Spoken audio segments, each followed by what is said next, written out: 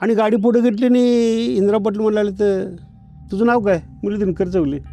न तू काय करायला लागला तसं रे? काय नाही म्हटलं, ते बिबट्या मागं लागलो.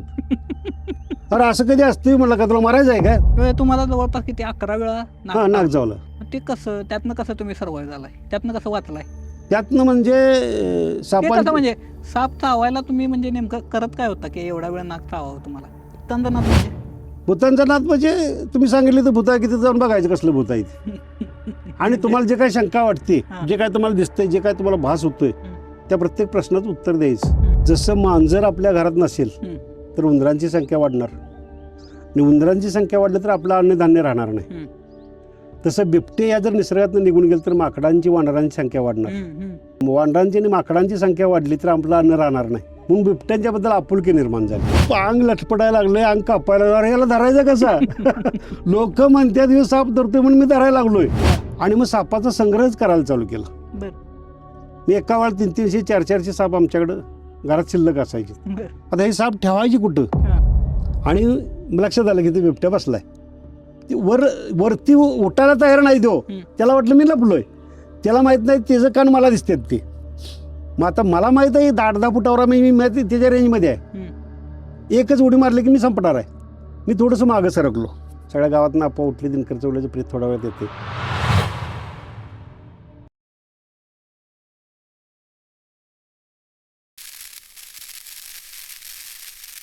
नमस्कार, मी निखिल. कटकटमध्ये आपलं स्वागत आहे. आज आपण भेटणार आहोत निसर्गमित्र दिनकर चौगले यांना. त्यांनी कोल्हापूरजवळ आसुर्ले या ठिकाणी स्वतःची भैरवनाथ वनराई नावाची एक वनराई म्हणता येईल किंवा एक देवराई बनवली आहे. त्याने ज्या पद्धतीनं बिबट्याचं निरीक्षण केलं आहे, तर ते आज आपल्याला पन्हाळ्याजवळ पुसाटी बुरुज, म्हणजे हा ॲक्च्युली आम्ही जिथं आत्ता बसलो आहे इथं बिबट्यांचा काही वर्षांपूर्वी बिबट्याचा वास होता, किंवा इथं हे ॲक्च्युली बिबट्याचं राहण्याचं ठिकाण होतं.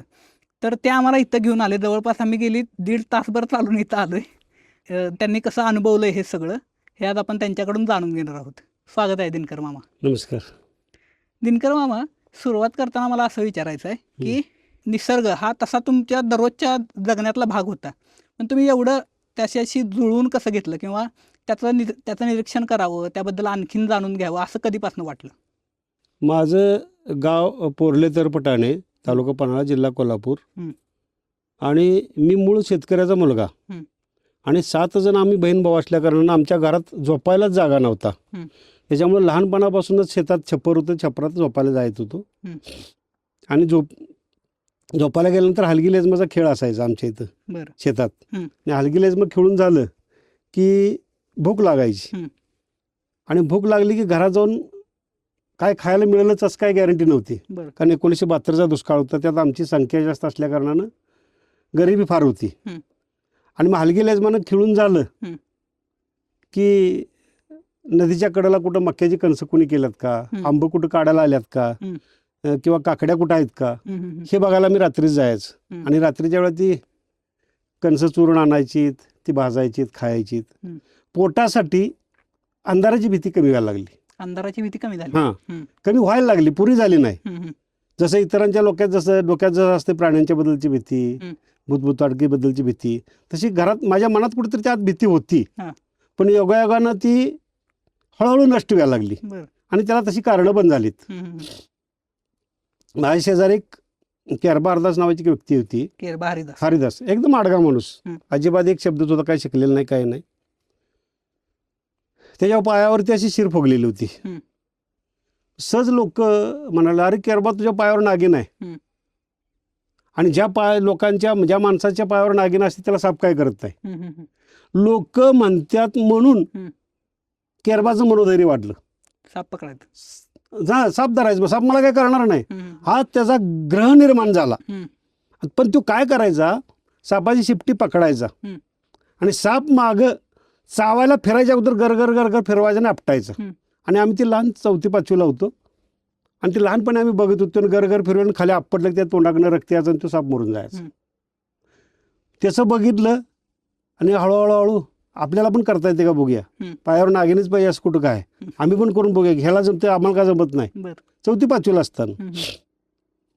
आणि हळूहळू तो करतोय तसं मी पण करायला लागलो. सापाची शिपटी धरायचं, गरगर फिरवायचं आणि आपटायचं. 1-2 वेळ सापासनी मी मारलं आणि माझ्या लक्षात आलं की आपण काय म्हणून यांची हत्या करतोय.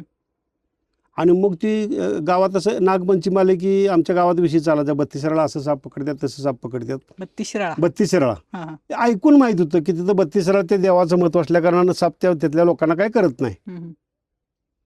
पण लोक बोलता बोलता तुझं सांगायचं सापाची शिपटी धरली आणि सापाच्या डोक्यावर काठी ठेवली की सापाला हलता येत नाही आणि डोकं पकडलं की चावता येत नाही.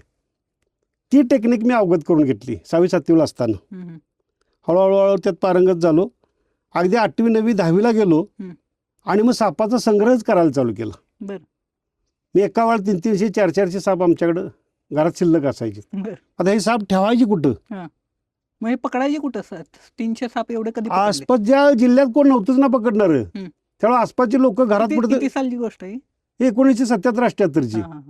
मग त्यावेळेला लोक काय करायची, आसपास कुठं अडचणीत साप असला लोक काय सफाई दिसायला की मारून टाकतात, पण अडचणीत जिथं मारता येत नाही तिथं दिनकर चौले आठवायचं आणि मग लोक बोलवायची. मग ती मारून टाकण्यापेक्षा आम्ही धरून आणायचं, पण काय करायचं नेमकं माहित नाही.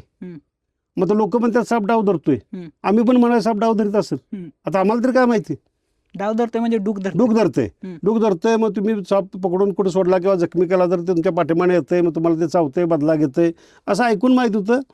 मलाही ते पटत होतं. योगायोगाने एक मोठा नाग मिळाला आणि ज्या नागामुळं ज्ञानू तोडकर म्हणून आमच्यातला एक जण व्यक्ती मिली, त्याला तो नाग चावला. चावल्यानंतर त्या ज्ञानूदेव तोडकरला देवळात आणून ठेवला मांत्रिकाकडं. देवळात आणून ठेवल्यानंतर विषारीच नाग असल्या कारणाने तो मेला. मेल्यानंतर लोक एक पर्यायी मार्ग काढतात. विषारी साप चावून जर एखादा मेला तर मग ही बाई आडवी गेली, ती बाई आडवी गेली, शिवाशिव झाली म्हणून तो मेला. बिनविषारी असला तर विषयच नसते, त्याला देवळात गेलं की काय होत नाही, मांत्रिकाकडे गेलं काय होत नाही. तर त्या ज्ञानदेव तोडकरला मरून 1 महिना झाला आणि त्याचा मुलगा माझ्याकडे खंडू म्हणून आला. मला म्हणलं, अरे दिना ती आमची होळी आहे आणि त्या होळीत अजून तो नाग आहे. कसं काय शक्य आहे म्हटलं, 1 महिना आला म्हटलं तुझ्या वडिलाला वारून अजून कसं काय? नाही आहे म्हणला, तू ये, तू पोरं घेऊन ये म्हटला. मग 10-15 पोरं गोळा केली तर चला म्हटलं तिची होळी सगळी काढायची. आम्ही सगळी होळी काढली. आता ह्याच्या अगोदर मी नाग कधी धरला नव्हता. बिनविषारी शब्द आत्ता माहित आहे ते विषारी बिनविषारी काय असतं ते. पण ती फणा काढला की भ्या आहे ना. आणि नेमकं ती सगळी होळी काढली, सगळं अगदी खराट्यानं लुटून काढलं पाक सगळं आणि सापच नाही. मग असं खाली रस्त्याच्या खाली लगडतीची ती होळीची जागा होती. आम्ही रस्त्यावर गेलोय साप नाहीच म्हणल्यावर. म्हणलं खंडू काहीतरी चुकीच सांगतोय. आणि मग माझा एक जण पुतण्या अर्जुन चौगले म्हणून आहे, तिने काय केलं, मजा करायची म्हणताना त्या सापाचं बीळ होतं असं उक्कीर काढलेलं बाहेर माती, त्यातून आत काठी गाठली. अरे ह्यात हाय म्हणला, उगाचच म्हटला मजा करायची म्हणून. आणि त्यानं काठी आटल्याबरोबर ते वरचं डिवळ तसंच निघालं. डिवळ निघाल्याबरोबर त्यानं चाटद्यानं खायनं फणाकडून उभा राहिला. आणि पहिल्यांदा गेलो, अंग लटपटायला लागलंय, अंग कापायला लागलं. अरे याला धरायचं कसा? लोक म्हणतात हे साप धरतोय म्हणून मी धरायला लागलोय. अरे याला धरायचं कसा? नाग चावला की मरतंय निश्चित माहीत आहे. आता काय करायचं? मग कुठलाही प्राणी तुम्ही अति धाडस केलं सा की त्याला पळायला मार्ग असेल तर तो पळून जातो. म्हणजे अति मी समोर गेल्यामुळे तो नाग पळायला लागला आणि पळता पळता मग त्याची शिपटी पकडली. हां, शिपटी पकडल्याने उलटा केला तर त्याला आतापर्यंत येताच येत नाही. मग माझी फुल गॅरंटी झाली की नाग धरायचा सगळ्यात सोपा. तिथून माझं स्टार्ट झालं साप धरणं. नाग धरला उलटा तर येत नाही वरती. नाग धरला तर तुमच्या हातापर्यंत त्याला येताच येत नाही. ज्यावेळेला स्टार्टला आपण शेपूट धरतो आणि जेव्हा जमिनीपासून अलग करतो त्यावेळेला 1-2दा वरती याचा प्रयत्न करतं, स्वतःच्या अंगाला गाठ बांधतं आणि वर तुमच्या हाताला कॅच करायला बघतं. त्याला हे काय माहित नाही. तुम्ही नागाला शिपटीला धरून न हालता तुम्ही तुमच्या पायावर जरी नाग ठेवला तरी ती पायाला काय करत नाही. त्याला माहित नाही काय आहे. जिकडं तुम्ही धरलं तिकडं तू यायचा प्रयत्न करतोय. चावतोय पायाला, कसं पाय पाय पडला तर चावतोय. कुठलाही साप तुम्हाला जोपर्यंत तुमच्या त्यांच्या अंगावर पाय पडत नाही तोपर्यंत तुमचा कुठलाही साप तुम्हाला दंश करत नाही. फक्त त्याचा अपवाद एक घोणस आहे की ज्याच्या अंगावर पाय न पडता सुद्धा चावतोय, पण तो आळशी आहे. आळशी असल्या कारणाने निसर्गाने त्याला काय केलं, तू एका जागेवर थांब आणि तुझं स्वतःचं संरक्षण कर. आता घोणस जरी जवळ आल्यानंतर न पाय पडताना जरी चावलं तरी पण तुम्हाला एक 50 फूट अंतरावर तुम्ही गेला असा की घोणस तुम्हाला अँटिपेशन देत असते. हे सगळ्यात घातक असेल तर तू घोणस. असं करत करत करत ते सापांच्या जास्त नादाला लागलो. मी धरता धरता मग आमच्या गावातली प्रत्येक पोरं धरायला लागलीत. आणि आता तर आमच्या इथं बांगला गेलेल्या बायका गेट लावून अडीतात नाग. आम्हाला एक नाग मिळालाय बघा. म्हणजे म्हणजे भीती वाटत नाही. मी कशी वाटणार आता, काय बायकांना अंदाला आल्यापासून ते बघतात हे साप विषारी आहे, हे बिनविषारी आहे, हे बिनविषारी आहे, ह्या सापाला धरलं तर काय करत नाही, हे जे बिनविषारी आहे तरी पण चावत नाही, मग ह्याला का तुम्ही मारायचं. एवढे 300 साप जेव्हा ठेवले घरात हं. तेव्हा तुमच्यावर काही कारवाई झाली नाही? नाही, त्यावेळेला इतकी कडक कारवाई नव्हती हां. आणि इतकं कोणी लक्ष देत नव्हतं. आता कसं झालंय, प्रत्येक ठेचाला एक सर्पमित्र झालाय आणि काही जण त्यात 2 नंबर पण करायला लागलेत की विष घ्यायचं, कुठल्या तरी बाहेरच्या देशाला विकायचं, त्याच्यावर 4 पैसे मिळवायचं. त्यावेळेला इतकी बंदी नव्हती आणि पकडणारीच कोण नव्हती. जिल्ह्यात मी आणि डोलगरवाड्याचा बाबुराव टक्केकर जे हायस्कूलमध्ये इथं साप पाळतात ते, त्यांच्याकडे पण एकदा 2दा गेलो, पण तिने मला दाद दिली नाही माहिती द्यायसाठी. तुमचं शिक्षण झालं पूर्ण? नाही, मी 10वी पर्यंत व्यवस्थित होतो. अगदी म्हणजे व्यवस्थित शाळा केली? व्यवस्थित शाळेकडे लक्ष होतं. साप धरायचा नाद होता, भूतांचा नाद लागला होता, पण इतका डीप मध्ये गेलो नव्हतो. भूतांचा नाद म्हणजे? भूतांचा नाद म्हणजे तुम्ही सांगितले तर भूता किती जाऊन बघायचं कसलं भूत आहे ते. आणि तुम्हाला जे काही शंका वाटते, जे काय तुम्हाला दिसतंय, जे काय तुम्हाला भास होतोय, त्या प्रत्येक प्रश्नाचं उत्तर द्यायचं म्हणून त्या भूतांचा पाठलाग चालू केला होता. त्यावेळेस तो नाद होता. पण पुढं 11वीला गेलो आणि अक्कन सगळ्या कॉलेजवरती, सगळे कॉलेज म्हणते, सगळ्या कोल्हापुरातले, विजय शर्टवाला फक्त एकटा दिनकर चौगले होता. बरोबर. म्हणजे विजय शर्ट घालणारा कोणीही सगळ्या अखंड जिल्ह्यात नव्हता. एकच विजय, एकच शर्ट होती. बुधवारी संध्याकाळी धुयाची, गुरुवारी सकाळी पहाटे तांब्यात ते कोळसं घालायचे, तांबे फिरवायची, इस्त्री करायची आणि घेऊन जायचं. आणि त्या गरिबीमुळं की माझ्या डोक्यात असं फॅड बसलं की आपल्याला सरळ मार्गाला जाऊन काय मिळणार नाही. आपल्याकडे जे धाडस आहे, ह्या धाडसाचा उपयोग करून समाज हितासाठी काय करता येते का बघायचं. म्हणून मग सापातनीच आपलं आयुष्य घालवायचं ठरवलं. आणि घालवायचं ठरवलं म्हणजे याला कारणं 2 झालीत. एक जानू तोडकर आणि एक सदा काशीत म्हणून होता. नाही, सरळ मार्गाने जायचं नाही म्हणजे सापाच्या ह्यानं वाम मार्ग कसा? वाम मार्ग नाही तो, ते लोकांच्या दृष्टिकोनातून वाम मार्ग आहे. माझ्या दृष्टिकोनातून तो चांगला मार्ग आहे. म्हणजे साप पकडायचे आणि ते जंगलात सोडायचे, जंगलात सोडायचे, पैसे मिळवायचे. आणि त्यात पैसे नाही मिळवायचे, ते लोक पैसे देत नव्हते. पण आपल्याला जेव्हा संग्रह करणार, सापांच्या सहवासात राहणार, तेव्हा लोक मला पैसे देणार ना. तेव्हा लोक मला, आणि घरात आणून पैसे द्यायचे, लोक घरात धान्य आणून द्यायची. तेव्हा मला, आमच्या घरात साप पकडला, तू आमची अडचण काढलीस, आमच्या उपयोगाला आलास. बरोबर. दुसरं एक हत्यार मी तयार केलं होतं की आमच्या गावात 22 गुराळ होते आणि त्या 22 गुराळावर एका गुराळावरती 25 गडी होतात कामाला. बरोबर. असं 22चा आपण हिशेब केला की त्या प्रत्येक गुराळ मालकाकडे मी गावात कार्यक्रम आणायचा, कुठं कलापथक आण, कुठं पिक्चर आण, आणि तिची तिकीट तिथं खपवायचं मी. लोक काय म्हणायचे, ते ज्याला पोरगं चांगला आहे, साप बीप चावला तर आपला उपयोगाला येते, साप घराला आला तर उपयोग, त्याची तिकीट घेऊन टाकूया. हे एका जागेवरती तो एक माझा पैसे मिळवायचं माध्यम झालं त्यावेळेला. आणि म्हणून मग त्यात जास्त इंटरेस्ट घ्यायला चालू केलं. वय किती? कुठं हे किती वय होतं तुमचं साधारण त्यावेळेला? मी मला वाटतं 80च्या दरम्यान, 20च्या वयाचं, 20च वय त्यावेळेला. आणि तो संग्रह करता करता हळूहळू सगळ्या गावाला वेड लागलं. मग मी मकबूल मुलानी म्हणून की ज्यांनी मला जगवला इतक्या वेळा साप चालल्यानंतर, मकबूल आणि अब्बास म्हणून भाऊ होते. ते एक राहिलं. तुम्हाला जवळपास किती 11 वेळा नाक चावला. ते कसं, त्यातनं कसं तुम्ही सर्वाइव्ह झालाय, त्यातनं कसं वाचलाय? त्यातनं म्हणजे साप, म्हणजे साप चावायला तुम्ही म्हणजे नेमकं करत काय होता की एवढा वेळ नाक चावावं तुम्हाला? एक 6x6चं केबिन तयार केलं होतं जाळी.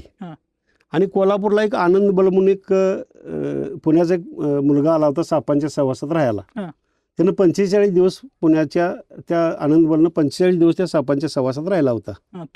हां, मी ते बघितलं होतं. तेवढंच एक डोक्यात फॅट घेतलं, आपण पण साप धरतोय, आपण पण असं का करायचं नाही. आणि त्यानं अक्षरशः लाखोनं पैसे आपल्या कोल्हापुरात नेलं. मग आम्ही का करू शकत नाही? चला आपण पण एक नाही दिवस असं करत करत जायचं नाही, आपण एक दिवस कोल्हापुरात आपण कार्यक्रम करायचा. म्हणून मी काय करायचं, सापाचा संग्रह केला, 6x6चं केबिन केलं, सापांचं जाळी केली, 6x6चं. आणि लोकांनी बाहेरनं जाळीतनं आत बघावं. मी आत खुर्ची टाकून बसायचा, टेबलवर झोपलेला असायचा, आणि सगळ्या अंगाखांड्यावरून सगळ्या पॅन्टातनं सगळं सापच असायचं. पण माझं चुकलं काय माहितीये का, जी कोण सापांच्या सहवासात राहत होती ती सगळे बिनविषारी साप ठेवायचे आणि विषारी साप मोजके असायचे. पण हे गणितच नेमकं मला माहित नाही. आणि मी काय करायचं, 40 नाग, 40 घोणस असे साप आत ठेवायचे आणि सापांच्या आत बसायचं. आणि ते चावाचं झाली, दुसऱ्या तिसऱ्या दिवशी साप चावायचं. अक्कलच नाही ना त्यातली काय. ते आता सांगायला भीती वाटते. एकदा तर हिच्यावर पायाला चावला, त्यावेळेला त्या केबिनमधनं कसं बाहेर आलं मला माहित नाही. डॉक्टर बाहेर आहेत, अँटीस्नेकोनिम इंजेक्शन आहे, सगळी तयारी आहे.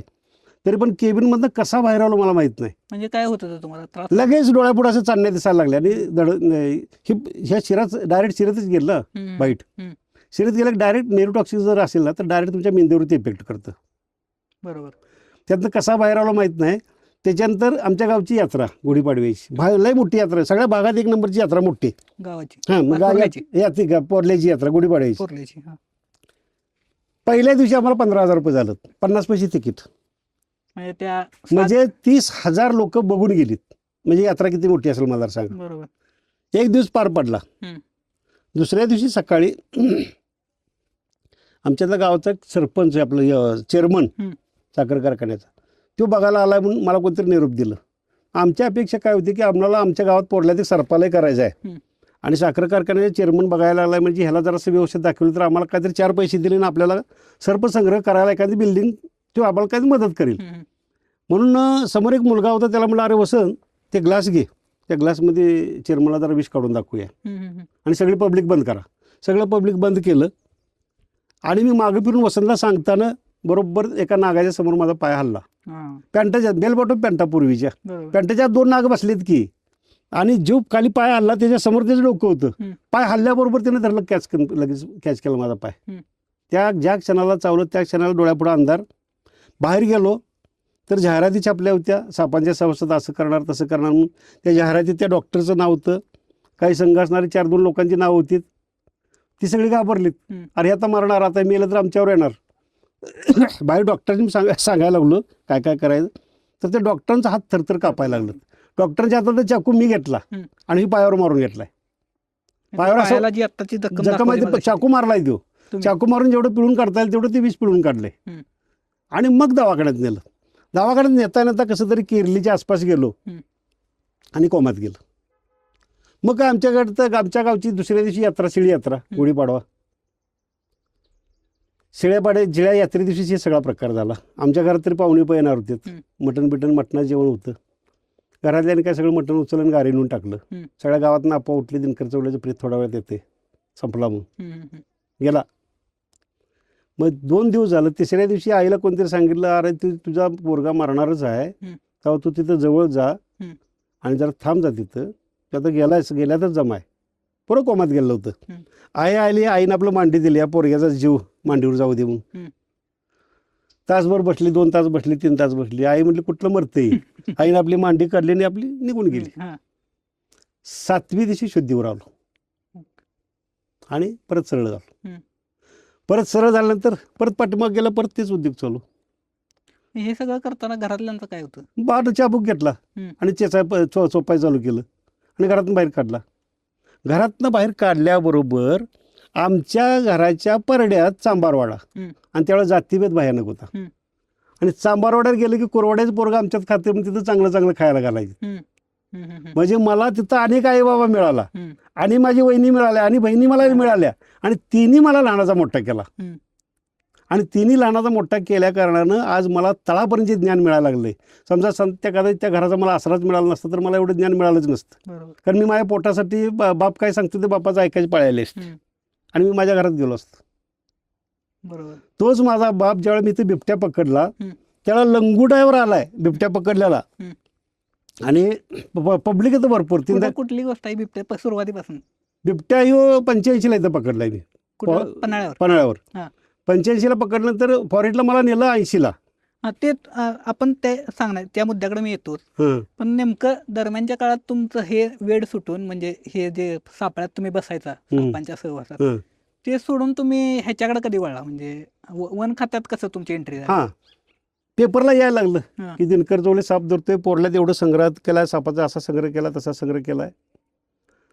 आणि ही बातमी वन खात्याकडे गेली. वन खात्याकडे गेल्यानंतर वन खात्याचं गाडगीळ साहेब म्हणून होते जिल्ह्याचे अधिकारी. मग आमच्या गावातले एक जण शंकर पाटील म्हणून होता वनरक्षक म्हणून. तो घराकडे आला संध्याकाळी सांगायला मला की गाडगीळ साहेबांनी तुला बोलवलंय. मग मला जराशी कुणकुण होती की साप पकडून ठेवणं हा गुन्हा आहे. बहुतेक म्हटलं माझ्यावर काहीतरी कारवाई करणार निश्चित. मी काही गेलोच नाही. आणि योगायोगानं 8 दिवस गेले, 15 दिवस गेलेत आणि आम्ही सरपाले केलं होतं आणि त्या सापात तो संग्रह ठेवला होता. गाडगीळ साहेबांनी काय केलं, डिसूजा म्हणून ड्रायव्हर होता त्याला मला गाडी काढून चल पोरल्याला जायचं. हं. आणि एक पोलीस बरोबर घेऊन आणि नेमकं चौकात आलेलं विचारलं की ते दिनकर चौगले कुठं आहे, ते साप कुठं आहेत. तर लोक म्हणले त्या बामणाच्या गल्लीनं वरती जावा, हं. तिथं त्याचं संग्रहालय आहे, त्यांचा संग्रह आहे. आणि चालत चालत आले ते आयला म्हटलं पोलीस कोणतरी यायला लागले तेव्हा ते आमचं वरती टेकावर केलेलं तशी रूम, काही ना कोण चालत येतं दिसायचा. आयला कोणतरी यायला लागले वा म्हटले. आली ते असं लंगडत लंगडत आणि पहिलवान ते DAP साहेब. हं. आणि आमची जे सरपाला जे केलं ना असं एकदम दाट बांबू केलं मोठं वेळूचं. हं. आणि त्या दाट बांबूत एक खोली बांधली ती. हां. दिवसा कोणी इथंच नव्हतं आणि त्या खोलीत सगळ्या कवट्या अडकलेल्या असाय माणसांच्या, हां. प्रेतांच्या. तिथं आमच्या तिथं विहीर आहे, हां. त्या विहिरीवरची लोक माती काढायची इथं बिटा घालायला. आणि ते माती काढता काढता पूर्वी पुरलेली प्रेतं गावायची, हां. त्याच्या कवट्या अडकलेल्या असायच्या. त्या कवट्या अडकलेल्या, त्या सापांचा आवाज येत त्याला, त्यामुळे माणूस तिकडे कोण फिरकत नव्हता. गाडगे साहेब आत आलेत, त्यामुळे दिनकर चौगले तर मीच आहे म्हटलं. हां. तर काय काम होतं, तर मी DAP आहे. म्हणजे DAP म्हणजे काय मला पहिले सांगा. तर ते म्हणजे डिव्हिजनल फॉरेस्ट ऑफिसर, म्हणजे जिल्ह्याच्या मुख्य साहेबाला DAP. आई म्हटलं आता मेलं बाबा, आता 100% आपल्यावर कारवाई होणार. हां. म्हणलं साहेब नमस्कार, माझं चुकलं म्हटलं, मी एवढं संग्रह करायला नसायला पाहिजे होता, पण आम्हाला सोडूच पण वाटणं आलं आहे. लोक काय म्हणतात की बाबा साहेब डाव धरतात, हं. आम्हाला अजून काही त्याची गॅरंटी नाही. तेव्हा साहेब आमचं चुकलं आहे, आमचं नाही नाही ते नाही बस. तुम्हाला म्हणले बस खाली. खाली बसवलं. साहेबांनी ज्या पलंगावर बसवलं होतं हं. त्या पलंगाच्या खाली सगळे साप होते. साहेबांनी विचारलं अरे तू साप कुठं आहेत? साहेब तुम्ही बसला त्याच्या खालीच आहेत.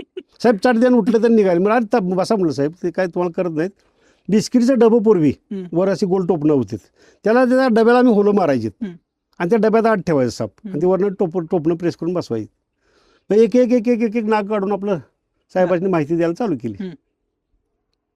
सगळी साहेबांनी माहिती ऐकली. अरे साहेब म्हटले तर अरे तुला सगळं शास्त्रीय माहिती आहे आणि जर तुला आम्ही नोकरी दिली, साप पण वाचतील. साप वाचवायचं आमच्या डिपार्टमेंटचं काम आहे, हं. प्राणी वाचवायचं आमच्या डिपार्टमेंटचं काम आहे, बरोबर. आणि माणसं पण वाचतील. माणसं अंधश्रद्धा आणि गैरसमजुतीपोटी कुठं मांत्रिकाकडे जा, कुठं देवळात जाऊन बस, हिने जे लोक मारायला लागले ते लोक मारायची थांबतील. तू आमच्याकडे नोकरी करशील का? तर करेन की म्हटलं, काय अडचण नाही. हं. तुम्ही असली एवढे चांगले जर अधिकारी जर मला घरात येऊन जर सांगितलं तर ते करीन म्हटलं. काय मला म्हणलं बस गाडीत. हं. लागलेच गाडीत बसवलं मला. आणि इथं बेडेकर साहेब म्हणून ते रेंजर साहेब होते पन्हाळ्याला. हं. आणि रेंजर साहेबांचे पण समजा ना अचानक DAP साहेब आलेत कशी, हं. ह्यांची पळापळ चालू झाली. DAP साहेब म्हणले काय नाही, अचानक असं झालं आहे, एक व्यक्ती आम्हाला पोरग एक चांगलं मिळालं आहे, तुम्ही ह्याला ताब्यात घ्या हं. आणि ह्याचं म्हणणं जर ऐका. आणि आपल्याला तबक उद्यान हे आपलं फॉरेस्ट डिपार्टमेंटचं उद्यान आहे, तिथं आपण सर्प संग्रहालय करूया हं. की जेणेकरून साप पण वाचतील आणि माणसं पण वाचतील. पण आपण एक रुटीन करूया. हं. आज पकडलेला साप 8व्या-10व्या दिवशी आपण सोडून द्यायचा आहे. म्हणजे कुठं पण पकडलेलं असू देत. कुठे पण पकडले असू देत, ते आपल्याकडे संग्रहालयात आणायचे. हं. मग 8-10 दिवस का, तर दिनकरच्या म्हणण्याप्रमाणे हं. की एक 8-15 दिवस जरी सापाला काय खायला घाललं नसलं तरी तो उपाय सुद्धा जगू शकतोय. हं. हं. त्याला काय रोजच खायला पाहिजे असं काय नाही, कारण तो अखंड भक्ष्य खातोय ना. हं. हं. असं करून ते आम्ही ते सरपाले चालू केलं. पण गाडगे साहेबांचं लय मोठं स्वप्न होतं हं. की नुसतं सर्प संग्रहालय नाही, सर्प उपचार केंद्र इथं चालू करायचं पन्हाळ्यावर. एवढं मोठं स्वप्न होतं.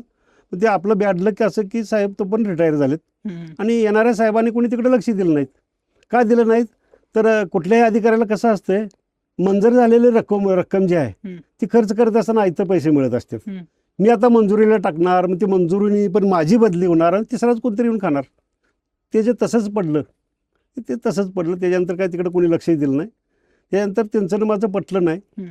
बिबट्या एक पकडला होता तो बिबट्या कुठं पकडला? 3 दरवाजाजवळ. ते कसं? तिथं काय झालं होतं की 3 दरवाजाच्या लगत खाली गोडे म्हणून गाव आहे. हं. त्या गोडे गावात एका बाईनं ज्वारी काढली होती हं. आणि अंगणात ज्वारी ठेवली होती, अशी उन्हात गाठली होती. हं. रोज ज्वारी कशी काढायची, कशाला काढायची, ती ज्वारी तशीच होती. हं. आणि रात्रीच्या वेळेला कुठली तरी जनावर होती आणि ज्वारी खातील आणि ती बाई अंगणात झोपत होती बरं. आणि तिच्या उशाला कुत्रं होतं. हं. आणि बिबट्यानं काय केलं, अशीच दगड आहेत 3 दरवाजाच्या खाली. हं. आता मूळ पन्हाळ्याचा अड्डा म्हटलं बिबट्या तर हा पुसाडी पॉईंट हं. एक 3 दरवाजाच्या खाली, हं. पाऊनगडच्या खाली आणि ज्योतिबाच्या खाली. हं. आणि इथनं सगळे बिबट्या आता नामशेष झालेत. ना आमच्या आता बघतो ना, फक्त एका बिबट्याची आपल्याला विष्ठा सापडली. हं. बिबट्यांची संख्या एवढी वाढली कुठे आहेत बिबटे, हं. आपल्याला एकाचीच फक्त विष्ठा सापडली. आता मध्ये किती विष्ठा सापडायला पाहिजे त्या, बरोबर. नाही सापडली ती. आणि मग तिथं त्या बिबट्याला काय झालं, त्या बिबट्यावरच्या कुत्र्यावरती त्या बिबट्याने अटॅक केला. अटॅक केल्यानंतर ते कुत्रं निघून गेलं आणि बाईचं डोकं सापडलं आणि बाई ओरडायला लागली. ओरडायला लागल्यावर तिला त्याच्या लक्षात आलं की आपण माणसाच्या अंगावर अटॅक केला. त्या बाईला सोडलं आणि ते पळून गेलं. मग त्याच्या अगोदर माझ्या मनात बिबट्याची भीती होती. त्याच्या अगोदर माझ्या मनातली भीती त्यांच्या बिबट्याची काढून टाकली होती. कशी काढून टाकली होती? कारण मी माझा पहिला अनुभव घेतला होता जयवंतला बरोबर घेऊन. बिबट्या कसा अंगावर येतून काय करतो कसा पळतोय आडवा तो. मग अंगावर आला तर आपण जिवंत राहणार नाही म्हणून एक पत्र्याचं चिलकत तयार केलं होतं.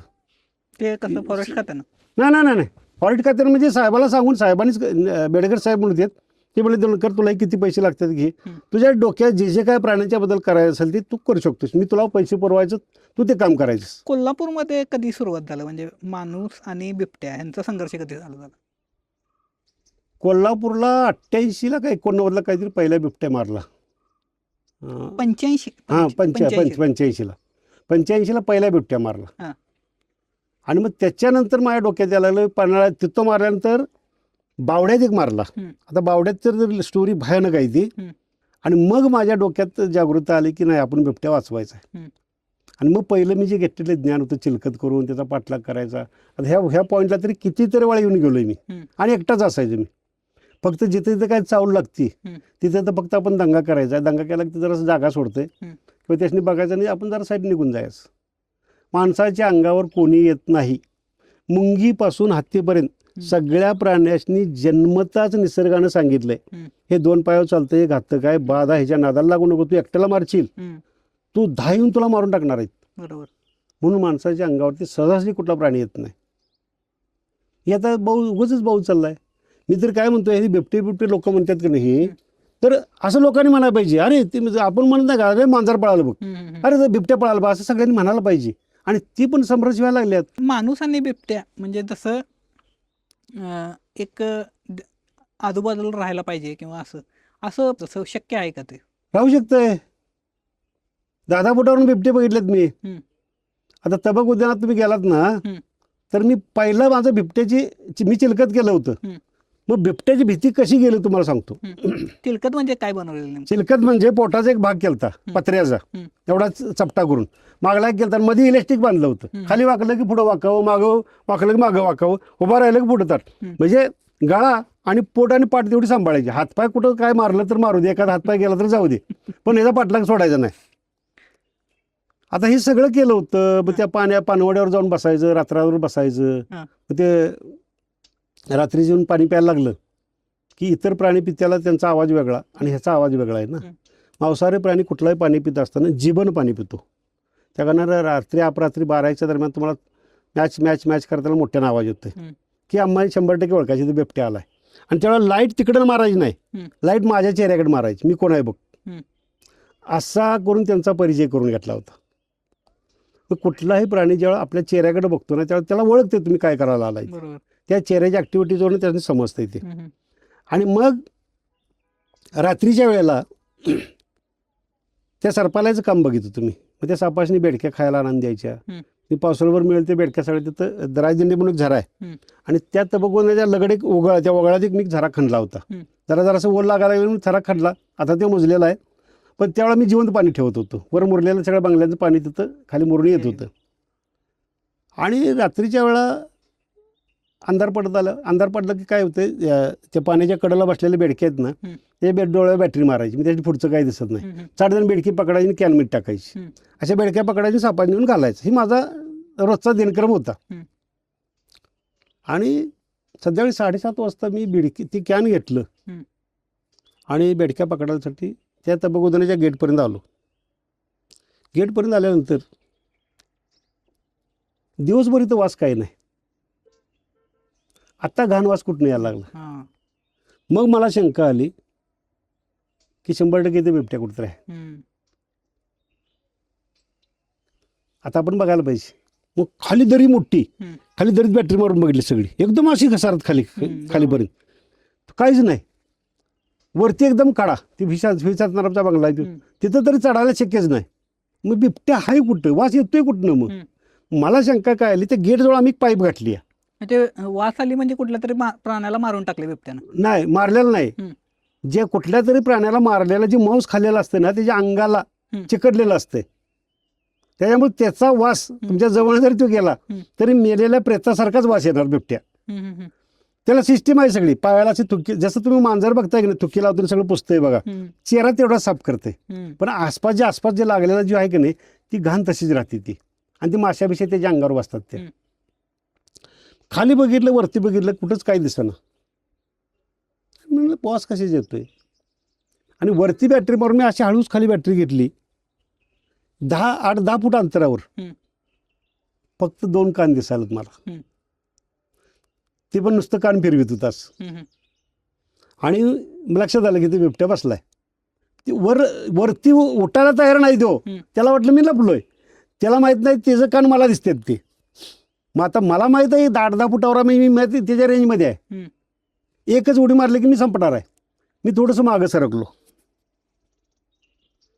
आणि हिंदराव पाटील म्हणून DYSP होते, तिने आमचं रेस्ट हाऊस बुक करून यायचे काय, आणि त्यांच्या मिसेस घेऊन ती आली होती तिथं रेस्ट हाऊसमध्ये बुकिंग करून राहायला होती. आणि ऑक्यू पिक्चरमधलं गाणं लागलं तर मिलती है जिंदगी ना मोहब्बत कभी कभी, त्या गाण्याच्या तालावर मी चाललो होतो आपलं. आणि तेवढ्यात ते वास आला म्हणून परत मी त्या गाण्यातनं बाहेर पडलो आणि बिबट्याच्या मागं लागलो. कान दिसायला आता काय करायचं. मनात एक दहशत आहे बिबट्याची, 100% हे उठणार आणि मला मारणार, गॅरंटी नाही. पाठीमागं सरकलो, सरता सरता पायाला एक दगड लागला. एवढा मोठा दगड होता. अरे काय करते बघूया म्हटलं. एवढा दगड उचल, त्याच्या अंगावर न मारता साईडला दगड मारला. दगड मारल्यावर जी जोरात ओरडलं, तो त्या संमोहित क्रियेतनं बाहेर पडला. कुठली संमोहन क्रिया होती, तिथून त्याला आमची हरणं दिसत होती. फॉरेस्ट डिपार्टमेंटनं पाळलेले हरणं होती, जाळीतनं दिसत होती. तिकडं त्याचं लक्ष होतं, म्हणून त्याला माहित नाही मी तर मानव प्राणी माझ्याजवळ आलेला आहे. तो त्या संमोहन क्रियेतनं बाहेर पडला, ओरडला आणि रस्त्यानं पळायला चालू केलं. मग माझ्या लक्षात आलं, अरे भीत आहे, अरे भीत आहे. आणि कुठलाही प्राणी भीत असला तर दुसरा प्राणी पाठलाग करतो. ज्यावेळेस विरोध करतो त्यावेळेस दुसरा प्राणी कधी नादाला लागत नाही. हा निसर्गाचा नियम आहे. आणि त्याच्या पाठीमागं पळत पळत पळत गेलो. एवढ्यात हिंदराव पाटलांची अँबॅसिडर गाडी पुढनं आली. पूर्वी DYSP साहेबांनी अँबॅसिडर गाडी होती. आता त्या DYSP साहेबांच्या लक्षात आलं की ह्या बिबट्याला खाली जायला वाट नाही, वरती जायला वाट नाही. आणि आम्ही जर लाईट नाही घालवली तर ही मागे जाणार बिबट्या. आमच्या लाईटी मोठ्या आहेत त्या, ह्याच्याकडे लाईट, माझ्याकडे 500ची बॅटरी. आणि आम्हाला काय करू शकत नाही. आमच्या काचातीने पाठद्यानं वर केला आणि ड्रायव्हरला सांगितलं गाडी बंद, लाईट बंद करून. त्या ड्रायव्हरनं गाडी काचावरती घेतल्या, लाईट बंद केल्याबरोबर ती बिबट्या त्या गाडीला घासून पाठीमाग गेला. आणि गाडी पुढे घेतली आणि इंदिरा पाटील म्हणाले, तर तुझं नाव काय. मुली दिनकर चौगले. न तू काय करायला लागला तसं रे.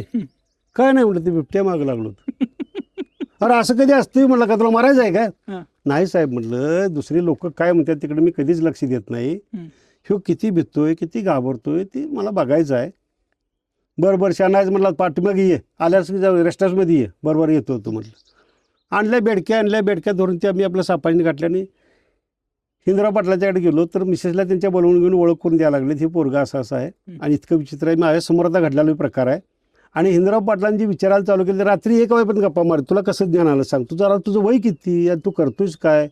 नाही साहेब म्हटलं, मला कुठलीही गोष्टीत मी तळापर्यंत जातो. मरण मला माहीत नाही. आपण एक दिवस त्या शेडत जाणार आहे निश्चित. ज्या शेडत जायचं आहे त्याचा आज का विचार करायचा, कधी जाईल तेव्हा जाईल, त्याचा आज नाही विचार करत. आणि ज्याची काळजी जो जास्त करतोय ते त्या पाठीमागे जास्त लागते. तेव्हा मी तसली काय नाही काळजी करत म्हटलं. आणि मग तिथं खरी माझी भीती गेली ती त्याच दिवशी गेली बिबट्याबद्दलची. आणि त्या दिवशी त्याच्या अगोदर मी चिलकत घालून फिरत होतो रात्रभर. ते बंद केलं, ते बंद फेकून दिलं. ते काय गरज नाही आपल्याला. अरे बिबट्या आपल्याला काहीच करत नाहीत. मी इतक्या जवळ मी त्यांचा अनुभव घेतला. नोकरी कधी सोडली. नोकरी 1/1/92ला. त्याचं कारण तुम्हाला सांगतो. बिबट्यांची इतकी आवड निर्माण झाली की ती मला मांजरासारखी वाटायला लागलीत. जसं मांजर आपल्या घरात नसेल तर उंदरांची संख्या वाढणार, आणि उंदरांची संख्या वाढली तर आपलं अन्नधान्य राहणार नाही. तसं बिबटे या जर निसर्गातून निघून गेलं तर माकडांची, वानरांची संख्या वाढणार. वानरांची आणि माकडांची संख्या वाढली तर आपलं अन्न राहणार नाही. म्हणून बिबट्यांच्याबद्दल आपुलकी निर्माण झाली. म्हणजे आता जे आपण विविध भागात माकडांची वाढलेली संख्या किंवा वानरांची वाढलेली संख्या जी बघतोय हम्म. त्याचं कारण बिबट्या कमी होणं हे आहे. कमी नाही हां. म्हणून तर बिबट्या आमच्याकडे यायला लागलाय. हां हां माकडं आणि वानरं, परदेशी झाडं, ग्लेडेशिया, कॅशिया, अक्किशा, निर्गिले, अष्टून बाबळ, हे फॉरेस्ट डिपार्टमेंटनं काय केलंय की लगेच जंगल तयार होतंय, लगेच हिरवं झालं की पैसे मुरवायला मिळतात म्हणताना त्यांनी परदेशी झाडं आणून लावल्यात.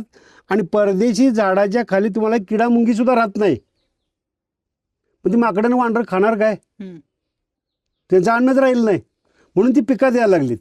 आणि पिकात काय व्हायला लागलंय की बांधाला आपण एक झाड ठेवलेलं नाही वसपुती म्हणून. झाडं राहिलीत कुठं? गावातनी परड्यात ती. बरोबर. मग परड्यातल्या घरावरनी राहायला, त्या झाडावरनी राहायला माकडं वानरं यायला लागलेत. आता बिबट्या कुठे जाणार? म्हणून बिबट्या यायला लागलाय. म्हणजे पहिला जो बिबट्या पकडला मी त्या 3 दरवाजाजवळचा पकडला मी. त्या बाईला जखमी केली. जखमी केल्यानंतर तिने फॉरेस्ट डिपार्टमेंटकडे तक्रार केली. तक्रार केल्यानंतर माझ्याकडं गाडगे साहेबांनी मला बोलवून सांगितलं की दिनकरराव असं आहे आणि त्याला पिंजरा लावून पकडायला लागतो. ठीक आहे म्हटलं, पकडतो. मला 4 दिवसात मी बिबट्या पकडतो म्हटलं, काय अडचण नाही मला, किंवा 2 दिवसात पण मिळालं म्हटलं. पिंजरा तयार केला, पिंजरा तिथं आणून लावला. आता इथं पिंजरा लावला आहे आणि 25-30 फुटावर दगड होता. दगडावर मी बिछाण टाकून झोपत होतो. सगळं फॉरेस्ट डिपार्टमेंट म्हणायचं, अरे ह्याला मारायचं आहे. मी तर मला मारायचं आहे, तुला जागा, तू जा ना बाजूला तिकडं.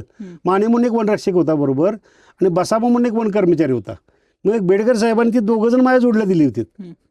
ही म्हणजे आम्ही काय इथं झोपणार नाही, तुम्ही कुठं जाय तिकडे जावा म्हटलं, काय अडचण नाही, माझा मी इथं झोपणार आहे बाबा, मला माहीत आहे ती मला काय करणार नाही. आणि असा पिंजरा लावला. तुमच्यावर का जबाबदारी दिली ती? मी ती करतोय म्हणून आवड आहे. माहीत आहे ना माणूस काय काय धडपडायला लागलाय. त्यांच्याकडे पैसे घेतलं, ती जाळी एक आणली होती. असं वर्ण जाळी, फेक जाळी करायची, फेकायचं जाळं, त्याला गुतपायचं आणि मग त्याला धरायचं आणि नेऊन सोडायचा. रंकाळ्यात मासा पकडायला. हां, मासा पकडायला तसं जाळं आणलं होतं आम्ही. की समजा आता कुठेतरी बसलाय आणि त्याला पळायचा मार्ग बंद झाला तर आपलं क्रेनसारखी क्रेन आणा आणि त्याच्या जाळी टाकून पकडायचं. ह्या प्लॅनिंगसाठी मी ते धडपड त्याला तिने बघितलं. तर माणूस करायसारखं आहे, काय अडचण नाही. आणि मला ती आवड निर्माण झाली. मला भूताची भीती नाही, कुठल्या प्राण्याची भीती नाही. त्यामुळे मी कुठेही झोपू शकतो, कुठेही राहू शकतो, मला काय अडचण नाही. फक्त तुम्ही निसर्गात वावरत असताना तुम्ही माणूस आहे ह्याची जाणीव पुढच्या सजीवाला व्हायला पाहिजे. असं काहीतरी तुमच्याकडे पाहिजे की जेणेकरून तुमच्याकडे ते येत नाही. पहिला बिबट्या म्हणजे पकडला तो 3 दरवाजावर पकडला. ते कसं? पिंजरा लावला होता. आता आदल्या दिवशी बघा, इकडे दगडावर मी झोपलोय, पिंजरा असा उभा आहे. समोर तिथे घर आहे, ते 3 दरवाजा तुम्हाला दाखव. समोर एक घर, अजून तिथं घर आहे, ते त्या झाडाखाली घर आहे. त्या घराच्या दारात वनरक्षक आणि वन कर्मचारी म्हणजे ते वनमजूर हे 2 जण झोपलेले होते. बिबट्या रात्री 1:30 वाजता आला आणि शेळीचा पिंजरा मोकळा होता. त्यानं काय केलं, जिकडून आत यायला पाहिजे तिकडे आला नाही. शेळीचा पिंजरा धरला आणि सोडला. धरून सोडल्यावर शेळीच्या पिंजऱ्याची बिबट्याच्या पिंजऱ्यामध्ये गॅप होता. धरून सोडल्यामुळे ते धाडकन आवाज आला. मला वाटलं बिबट्या अडकलाय. बॅटरी मारून बघितलं तर डोळे दिसायला लागलेत. पिंजरा असा आहे, मी या बाजूला आहे, ती 2 त्या बाजूला आहेत. आणि बॅटरी मारून म्हटलं बिबट्या आत आहे. वारं इकडं चालू आहे. त्यांना दिसतोय बिबट्या आत नाही, मला दिसतोय बिबट्या आत आहे.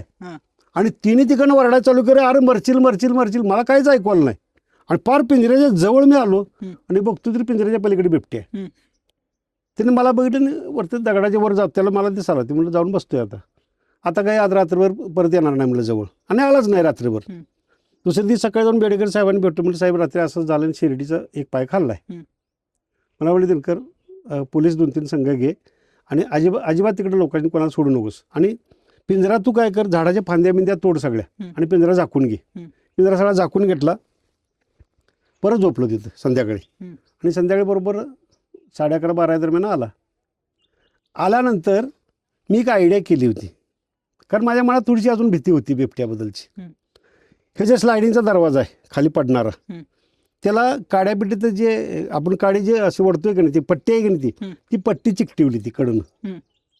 दरवाजा खाली आला की त्याला मोठा असं ती लग्नाला आऊट असतो बघा, धाडकन आवाज आहे त्याला, तो बांधला होता. आणि तारानं बरोबर काडी त्याच्यावर घासल. दरवाजा इथं पाय दिला की दरवाजा खाली पडला की दरवाजा खाली येताना काडी पेट गेला पाहिजे. काडीने पेट घेतला की ते आऊट उडणार. आणि तसंच झालं. ते खाली पडल्याबरोबर धाडक्यानं आवाज आल्यावर हे आता अडकलं आणि लय मोठा आवाज. आता ह्याच्या बाबांना का एवढा मोठा आवाज ऐकलाय. मी तिथं जवळ गेलो तर थरथर थरथर कापायला लागले आणि मला जवळ येऊन दिला आणि ते असं पंज बाहेर काढायचं आणि ते लॉक लावायला लागत होतं. त्याला बुद्धी होती, जाताना दरवाजा वरती उचलायचा. मग म्हटलं हे दरवाजा उचलून गेले तर साहेबांनी काय सांगायचं, बिबट्या कुठे गेला हे का परत येणार नाही. मग आयला म्हणजे याला काय करायचं, मी असं लॉक केलं मी असं तिरका दरवाजाला, ते हात अडकलं की जाऊन लॉक लावायचं. एवढ्यात एक दगड घेतला आणि पिंजरा आमचा 8 फूट लांबीला होता. उलट्या बाजूला दगड टाकल्यावर दगडाला जाऊन चावायला लागलं रागारागानं. एवढ्यात उलट्या बाजूला मी लॉक लावलं, तुझी काशी कर म्हणलं आता. आणि ते पकडला बिबट्या. आता मी पण त्या क्षेत्रात नवीन. साहेब मला काय म्हटलेत, दुसऱ्या दिवशी ते आम्ही ते बिबट्याला धरला आणि तबक उद्यानात माझ्या रूमच्या दारात ठेवला. लोक बघायला यायला लागलीत. बघायला लागलेत. साहेब मला म्हटलेत आजच्या दिवस विश्रांती घ्या आणि उद्या पहाटे निघा, दाजीपूरला सोडायचं आहे. आणि दुसऱ्या दिवशी हिंदुस्तान ट्रॅक्टर दिला आहे मला आणि ट्रॉली. आता माझं पण त्यात प्राण्यांच्याबद्दल अज्ञानच होतं. त्या ट्रॉलीत बिबट्या ठेवला आहे मी. ते उचलून जाळं ठेवलं. उचलून ती जाळं तसं त्यात ठेवलं.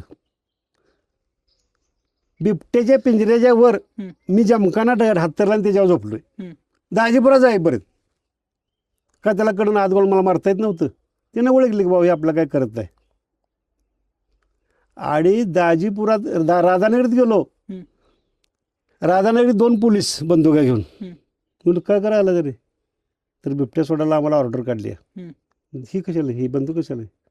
तर नाही ना अंगावर आलं तर काय करायचं, कुठल्या अंगावर ते जावं तुम्ही म्हटलं. मग ते जोशी रेंजर साहेब म्हणत होते, ते म्हणले दिनकर तू जर तुझ्या म्हणण्याप्रमाणे जाऊ नको, आम्हाला आमच्या म्हणण्याप्रमाणे जाऊ दे. एखाद्या माणसाला जर जखमी केला तर त्याला जबाबदार आम्ही आहे, आम्हाला दक्षता घ्यायला पाहिजे. ठीक आहे तुमचं तुम्ही घ्या दक्षता म्हटलं. दाजीपुरात आज टावर 20-22 किलोमीटर आहे. आता बघा त्या ट्रॅक्टरमधनं प्रवास त्या बिबट्यानं त्याच्या आयुष्यात कधी केला आहे का. ते दान दान दान दान दान ते ठोकं दे त्याला पुरं घायला आलं काय मांस खायला घाल ते पण खाईना ते. दुसऱ्या दिवशी दुपारी टावरला आम्ही बिबट्या सोडायला गेलो.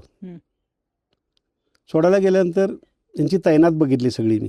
2 पोलीस बंदुका घेऊन त्या टावरला जिना असा तिरकावरती जायला. 2 मोठे मोठे दिवटे केले ते.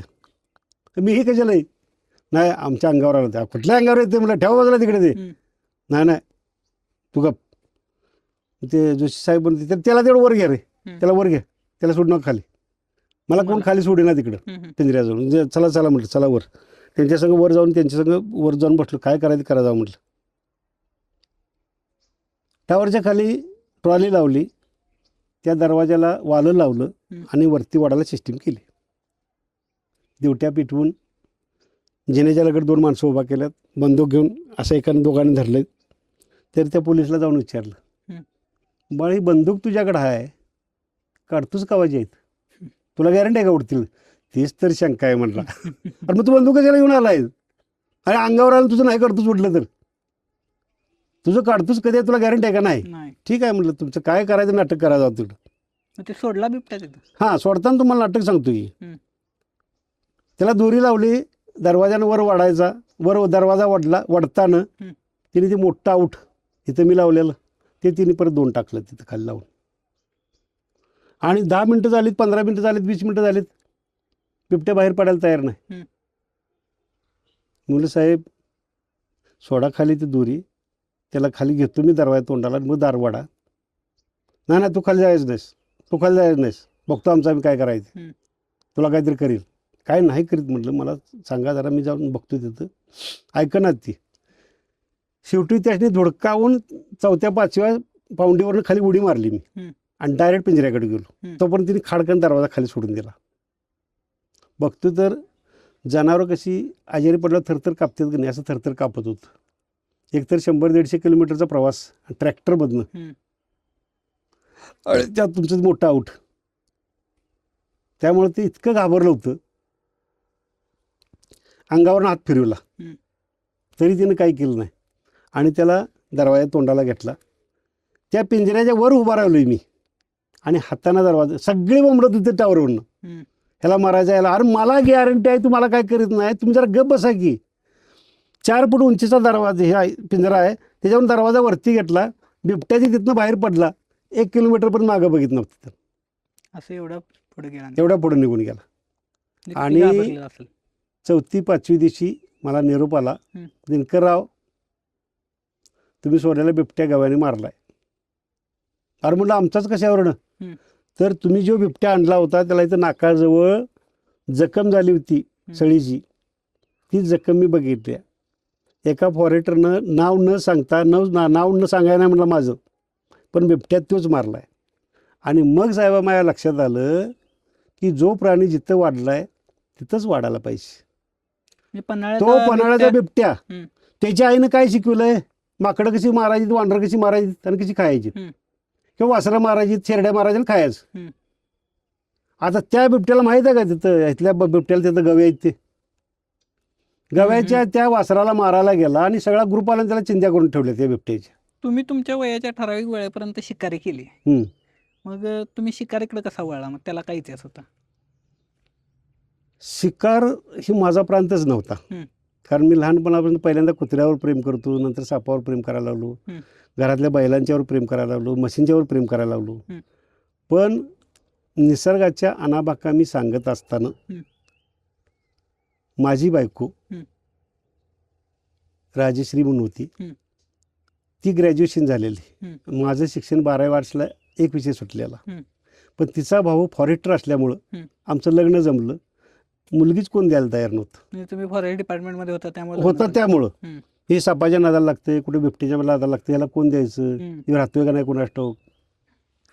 पण तो दीपक पाटील म्हणून जो आमचा मेहणा होता त्याला पुरेपूर ज्ञान नव्हतं की हे कुठल्याही वसनात नाही आणि काहीतरी वेगळी चमक आहे. तर तिने ती तयारी केली. तयारी केल्यानंतर लग्न केल्यानंतर थोड्या दिवसात बायको आमची चक्कर येऊन पडायला लागली. थोड्या दिवसात नाही, 1 महिन्याभरात आमच्या लक्षात आलं ते. एवढं त्याचं निदान केलं तर हार्टचा प्रॉब्लेम होता, लय मोठा हार्टचा प्रॉब्लेम होता. मग एका डॉक्टरने दाखवलं मी. डॉक्टर म्हणले तर असं शाहूपुरीत एक निदान केंद्र निघालं आहे, नुसतंच निघालं होतं त्यावेळा, तर तिथं जाऊन तू चेक करून ये. चेक करून गेलं तर तिने ते सांगितलं की मला असा असा हृदयाचा प्रॉब्लेम आहे आणि ओपन हार्ट सर्जरी केल्याशिवाय तुझी बायको बरी होत नाही. खर्च काढला तर खर्च मला 3.5 लाखाचा सांगितला. फॉरेस्टची नोकरी 1-1-92ला सोडली होती. आता हे पैसे कुठून उभा करायचे? किराणामालाचं दुकान गाठलं होतं, तरी पण पैसे मी हळूहळू सगळं जमा करायला चालू केलं होतं आणि ऑपरेशन करायचं. आणि बायकोला काय सांगितलं होतं, तुला काय हृदय प्रॉब्लेम आहे ते. पण डॉक्टरने सांगितलं होतं की तुझ्या बायकोला 1 सुद्धा मूल होणार नाही, म्हणजे मूल होणं धोकादायक हार्टचा प्रॉब्लेम असल्यामुळं. तरी पण म्हणलेत लई शंका लोक घ्यायला म्हणताना एका मुलावर तुम्ही काय ते कर. मग बायको समजूतदार असल्याकडनं मी बायकोला सांगितलं होतं की बाई आपल्याला एक मुलगा होऊन दे, नाही मुलगी होऊन दे, आता आपण आधुनिक युगात आहे. ह्या माझ्या बायकोला मी रात्रभर घेऊन जंगलातून फिरत होतो. जंगलातलं प्राणी कसं आहे, जंगलातली आई कशी आहे, सगळं दाखवत होतो.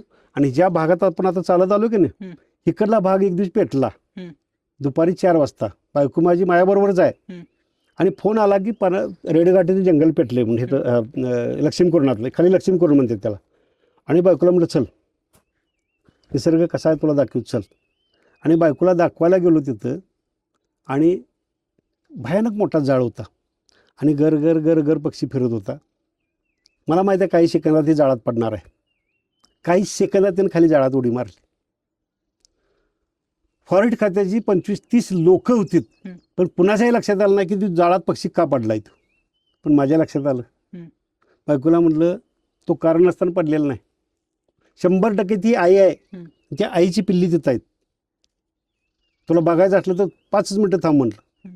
कारण त्यावेळेला अग्निशामची गाडी बिडी काही सोय नव्हती. जंगल पेटतेला आम्ही गपच बघित बसलो, विजवताच येत नव्हतं, एवढं मोठं जंगल पेटलं होतं. जंगल पेटत पुढं गेलं आणि त्याच ठिकाणी बायकोला घेऊन गेलो तर 3 पिल्ली जळतात म्हणून आईने. अशा कितीतरी गोष्टी मी माझ्या बायकोला सांगत होतो की निसर्गातली आई आपल्या पिलांनी कशी जपते आणि आपण कसं जपायला पाहिजे.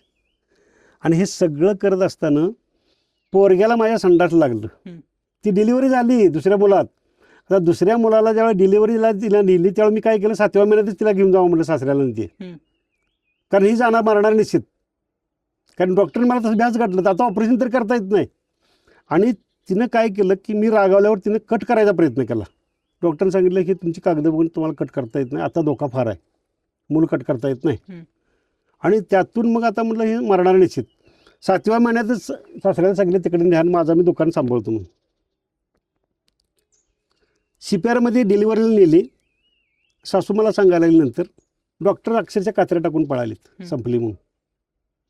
त्यातून ती परिस्थितीवर आली. आणि पुढं मुलगा माझा 1.5 वर्षाचा झाला आणि मुलग्याला संडासला लागलं.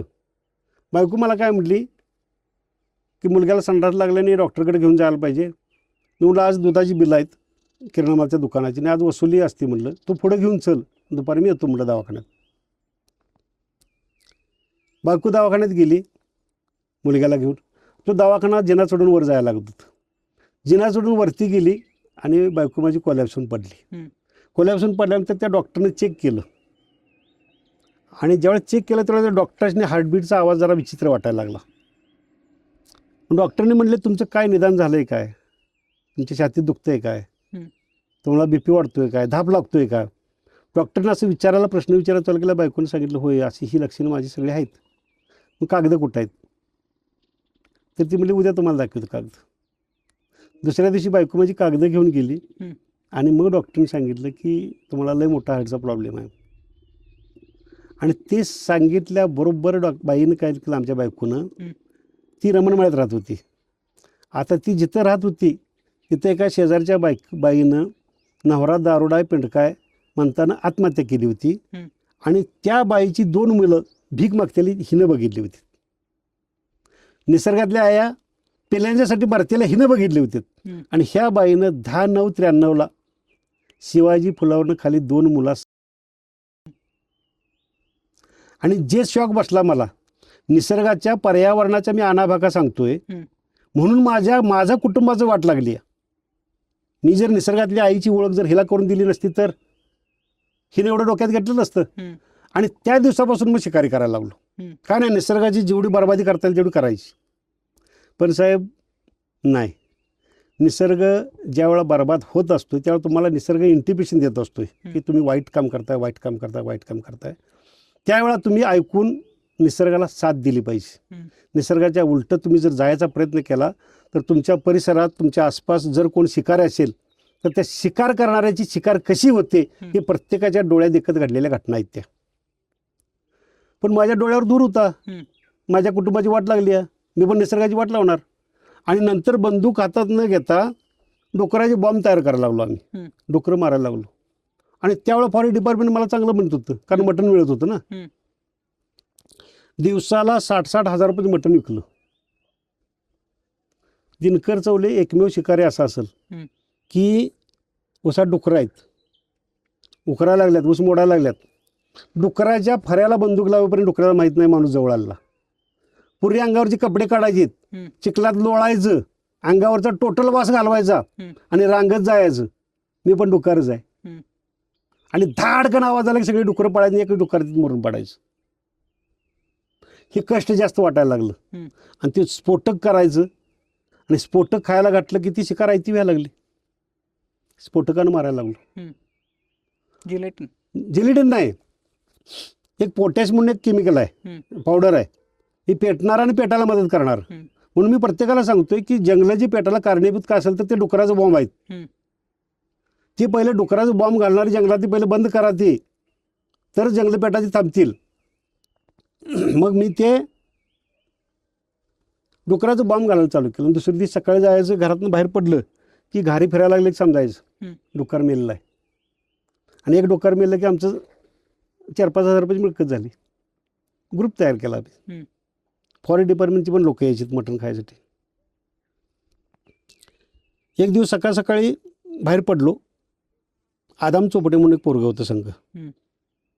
घरातून बाहेर पडलो, म्हटलं आदाम घारी फिरायला लागल्यात, डुक्कर मेलं आहे आणि पोरांनी सांग उचलून न्यायला. म्हटलं जागेवर तर जाऊन बघूया कुठं मेलं आहे ते. आमच्या घरावर 2 किलोमीटर अंतरावर. आणि त्या स्पॉटला गेलो. 100 फुटाचं अंतर होतं. आणि मला चिर चिर चिर असा आवाज यायला लागला ओरडत्याला. त्या पोरावर म्हटलं आदाम बाला इकडं आण म्हटलं, हम्म. तू इथंच थांब, डुकार जखमी आहे आणि दोघांनी मारणार ती, तू एकटाच तर मला एकट्याला काहीतरी बाला लावून त्याला काहीतरी धरता येईल तिथं. त्याला तिथंच थांबवलं आणि मी एकटा लपत लपत लपत गेलोय. गावात कमरेवढं गवत होतं, ज्या स्पॉटला आवाज येतोय तिथं गेलो तर बॉम्ब खाऊन आई मेली होती आणि आईच्या प्रेताच्या भोवतीनं 6 पिल्ली ओरडत होती, आई मेली आहे म्हणून. थोडासा शॉक बसला मला. निसर्गाची बरबादी करत असताना जशी माझी झाली तशी मी निसर्गाची बरबादी करायला लागलोय. जरासं मी चुकीचं करतोय, तरी पण मला ते आधीमध्ये आठवायचं नाही, माझ्या कुटुंबाची वाट लागली आहे, आपण पण असंच करायचं. 14 ऑगस्ट 2006 पोरं म्हणली देऊन द्या, उद्या 15 ऑगस्ट आहे, काहीतरी मटणाचं पाहिजे आणि शिकारीचं मटण पाहिजे, उद्या 15 ऑगस्ट आहे. ठीक आहे म्हटलं. एकाला सांगितलं बंदूक घेऊन तसा वर ये, मी इकडं वर येतो. 10-12 पोरं घेऊन गेलोय वरती शिकारीला. एका झाडाच्या खाईनं आम्ही पुढे गेलोय बॅटरी न मारता. सपोज अगर बॅटरी मारायची ससा एकानं मिळालं तर बघायचं. झाडाच्या खाईनं पुढे गेलोय तर आमच्यात जी पाठीमाग होता त्याने सीट मारली आणि आम्हाला पाठीमागं बोलवून घेतलं. म्हणलं अरे काय आलं रे, तर त्यानं खुणवलं, वरती लांडोरी दिसते म्हणलं. आणि वरती बघून आम्ही लांडोरी बघतोय, ज्याच्या हातात बंदूक आहे त्याने काय केलं, त्या लांडोरीला चंद्राच्या लेवलला घेतली, न बॅटरी मारता, आणि फायर केलं. मी विचार करत होतो एवढ्या दंग्यातनं लांडोरीनं उडायला पाहिजे होतं, का उडली नाही. आणि ज्या वेळा लांडोरी खाली पडली त्यावेळेला माझ्या लक्षात आलं की त्या लांडोरीच्या 2 पंखात 2 पिल्ली होतीत. मी उडलो तर माझ्या पिल्लांचं काय होणार, म्हणून त्या आईने केली. ती लांडोरी म्हणजे माझी बायको आणि ती 2 मुलं पिल्ली म्हणजे माझी मुलं समजलीत. त्याच दिवशी त्या स्पॉटला उभा राहून मी ठरलं, मी आजपासून अंडी, मटण, सिगरेट, तंबाखू काही घेणार नाही. आणि मी रोज 200-300 रुपये पिंगमी बाजूला ठेवायला लागलो. त्याचे 8-10 लाख रुपये खर्च करून ती भैरवनाथ वनराई उभा केली होती. ती वनराई तर कसं सुचलं? वनराईचं हे सुचलं की हे म्हणजे पिग्मीचे साठलेले जे पैसे आहेत ना, नाही, हे तुम्ही शिकारी थांबवली किंवा तुमचं इतर जे होतं ते थांबवलं हां, व्यसन, पण वनराई आपली उभा करावी हे कसं? त्या व्यसनाचे पैसे त्यावेळेला रोज 200 रुपये पिंगमी बाजूला ठेवत होतो. ते पैसे आत घ्यायचे नाहीत, आपण निसर्ग पर्यावरणासाठी खर्च करायचा. मग करायचं तर ही पैसे आता एवढं साठल्यात, 4 लाख रुपये झाले, 5 लाख रुपये झाले, आता पैसे कुठं खर्च करायचा. मग माझ्या घराच्या लगत वन खात्याची जमीन आहे आणि त्या जमिनीत दरवर्षी झाडं लावतात आणि आमच्यातले लोक उपडून टाकतात किंवा जनावर चारतात, मारून टाकतात ते झाडं. आणि जर मी झाडं केलीत तर 100% ह्या ठिकाणी दुसरं कोणी येणार नाही. म्हणून इथे जे आरेब होते निक्कम म्हणून, संजय निक्कम म्हणून, त्यांना मी जाऊन सांगितलं तर मला म्हणे दिनकर तुला लेखी काय असं देता येणार नाही, पण तू जंगल कर, जंगल करायला काय बंदी नाही. पहिलं झाड त्यांच्या हस्ते लावलं मी. 23 जुलै 2013 मी पहिलं झाड लावलं. जंगल मस्तपैकी आलं होतं, पण जंगल वाढलं होतं. रोज 1-2 सली येत होत्या, लोक बघित होती आणि वेड्यासारखी पोरं आपल्या गावात गेल्यावर जंगल तयार करीत होती माझं लेक्चर ऐकून. आणि ज्या वन अधिकाऱ्यानं पहिलं रोप लावलं त्याच वन अधिकाऱ्याकडं काही गावगुंड पुढाऱ्यांनी तक्रार केली की तो स्वतः जमीन सगळी हडप करायला लागलाय. का हडप करायला लागला, तर आमचे जे मतदार आहेत ते आमची बकरी कुठं चरायची, तर आमच्या म्हशी कुठं चरायच्या. म्हणून त्या अधिकाऱ्यानं ऐकलं आणि 353चा माझ्यावर गुन्हा दाखल केला आणि आता डिस्ट्रिक्ट कोर्टात गुन्हा चालू आहे. जंगल केलं म्हणून. दिनकर चौले शिकारी करीत होता, लाकडं चोरीत होता, त्यावेळेला दिनकर चौले चांगला होता. जंगल करायला गेला हे आपल्या लोकशाहीचं दुर्दैव आहे. हे आपल्या लोकशाहीचं दुर्दैव आहे. निदान कमीत कमी पुढच्या माणसाची काय बुद्ध्यांक आहे, काय अक्कल आहे हे तरी समजायला पाहिजे. बरं, तिथं झाडं लावली होती, काही रडणारी झाडं लावली होती, काही हसणारी झाडं लावली होती, काही चावणारी झाडं लावली होती. रोज शाळेच्या मुली येत होत्या, मुलं येत होती, त्यांना आम्ही सांगित होतो समजावून की बाबा तुम्ही झाडं कशी लावणं गरजेचं आहे, पशुपक्षी किती गरजेचं आहेत. रोज माझ्या दारात 100-150 मोर येत होतं, कारण मी शिकार केलं तेवढं सगळं भरून निघत होतं सगळं. ते आता ती वनराई आहे की आता मी ते तिने सगळं भरून नेलं, ते मोटर नेलं, प्रत्येक झाडाच्या बुंद्यात ड्रिप केलं होतं, सगळं फॉरेस्ट डिपार्टमेंट भरून नेलं. ते तिथे एक टावर केला होता, त्या टावर, हां, मोठा वॉच टावर केला होता. सकाळी तुम्हाला सांगतो उजडायच्या वेळा बरोबर मोर लांडोरा हाक देत होतं. सगळ्या गावातल्या लोकांनी समजत होतं की उजडायला लागलंय. इतका जबरदस्ती वनराई तयार केली होती. म्हणून मी प्रत्येकाला सांगतोय, खरोखर ज्याला शत्रू भरपूर पाहिजेत त्यानं चांगलं काम करा. वाईट काम केलास की तू सगळ्या समाजाबरोबर चांगला झालास म्हणून समजायचं. बरोबर. कारण मी स्वतः घेतला अनुभव आहेत वाईट कामाचा. पुढं पण कुठं मला बघताय तुम्ही? आत्मिक समाधान आहे की आता जे पक्षी माझ्यासंग बोलतात त्यात मला आत्मिक समाधान आहे. याचा कदाचित समजा माझ्या बायकोनं असं केलं नसतं तर निसर्गाबद्दल माझी एवढी ओढ निर्माण झालीच नसती. आणि आज ती मी लिखित स्वरूपात सगळं घ्यायला लागलोय, लिहून सगळं काढायला लागलोय की आपल्याला निसर्ग किती जवळचा पाहिजे, प्रत्येक जीव किती महत्त्वाचा आहे, प्रत्येक जीवाचं आपापलं कर्तव्य कसं आहे आणि आमचं कर्तव्य काय आहे आणि आम्ही करतोय काय ह्याच्याबद्दल लिहायला लागलोय सगळं. ते पुढं कसं भविष्य कसं बघता? इथनं मागं आलेले अनुभव, त्यानंतर तुमच्यात तुम्ही केलेली वनराईची म्हणजे काय म्हणता येईल, झाडं लावली, ती वाढवली, त्याची वनराईत रूपांतर केलं. पुढचं भविष्य कसं बघताय? भविष्यात त्या वनराईचं मी नादच सोडून दिलाय. एवढ्या मोठ्या वनराईचा हक्क सांगून ती उद्या स्वतः काबीज करणार जमीन, म्हणून त्या फॉरेस्ट डिपार्टमेंटनं कारवाई केली. कशाला? ती माझं नाहीच आहे, पहिल्यापासून नव्हतं आणि शेवटपासून नाहीच आहे. फक्त माझा केबलचा व्यवसाय आहे आणि घरटी लोक मला केबलचे पैसे देतात, मी त्याला सर्व्हिस देतोय. पण आमच्या प्रत्येक गावातल्या लोकांनी बोनस म्हणून ऑक्सिजन द्यायचा, म्हणून तो ऑक्सिजन पार्क तयार केला होता. आणि मला आत्मिक समाधान काय, माझ्या बायकोच्या आणि मुलाच्या आठवणीसाठी मी हे करायला लागलोय, ते मला आत्मिक समाधान होतं. पण आज दिनकर चौले दुकानच्या दारात 2 कुंड्या ठेवल्या त्या आणि पहाटे 3 वाजता 2 कुंड्याची पाणी घालून समाधान मानायला लागलाय. ही आमची लोकशाही आहे. म्हणजे आता इथून पुढचं जर बघत असताना फक्त ते आता काय करायला लागलं, ते आपल्याकडे आता ती ताकद पण राहिलेली नाही. एवढं सगळ्यांनी तोंड द्यायचं, सगळ्यांच्या बरोबर वाईट व्हायचं आणि करायचं, त्याच्यापेक्षा ही जी वेगवेगळी पुस्तकं काढायला लागली मी, की जेणेकरून येणाऱ्या पिढीनं वाचावं आणि मुंगळी मारताना सुद्धा विचार करावा की किती मोठा गुन्हा आहे. याच्यासाठी ते लेखन करायला लागलं.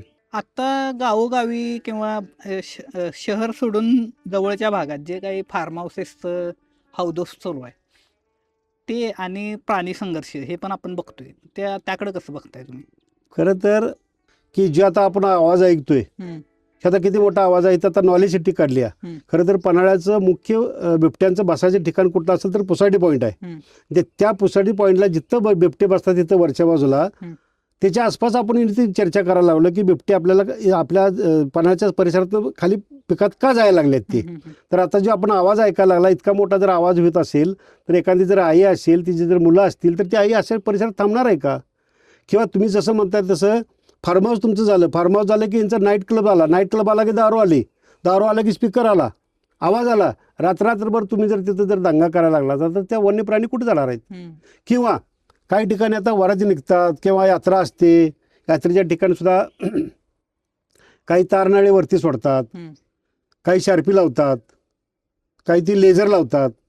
तर मी स्वतः केलेलं निरीक्षण आहे माझ्या वनराईमधनं.